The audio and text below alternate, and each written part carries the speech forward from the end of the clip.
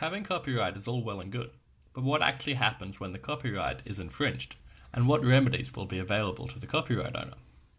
The answer to both these questions is set out in Section 115 of the Copyright Act.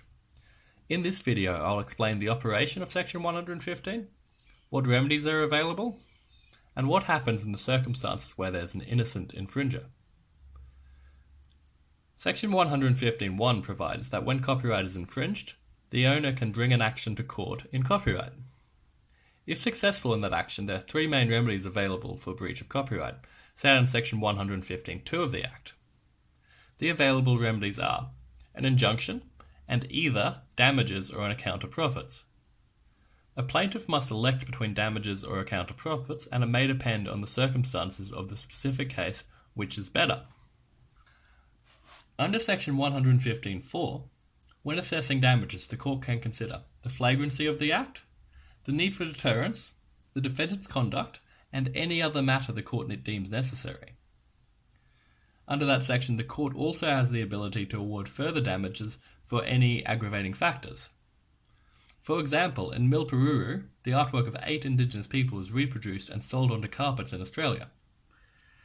It was found this infringed on copyright, but also because of the cultural harm caused, the court ordered $70,000 in additional damages.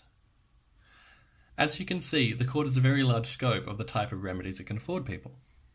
However, they have made concessions for innocent breaches.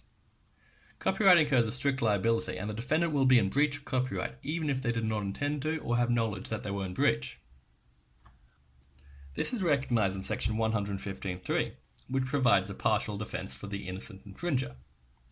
If the defendant was subjectively not aware they were breaching copyright, and objectively had no reasonable grounds for suspecting they were breaching copyright, they will not be liable to pay damages. Probably the best example of this is in the case of Kaima Constructions and MC Casilla Building Co., where a couple met a builder, the plaintiff, who drew up plans to build a house on a block of land. Then the couple saw a second builder where they relayed the first builder's plan through sketches. It was found the builder had copyright over his plans made at the first instance. However, there was no way the defendant could have known or even suspected the first builder to have a copyright claim on the design, as he had no knowledge of the initial meeting, and was therefore not liable to pay damages. In summary, the court has a very large scope for the remedies it can award copyright owners whose copyright's been infringed.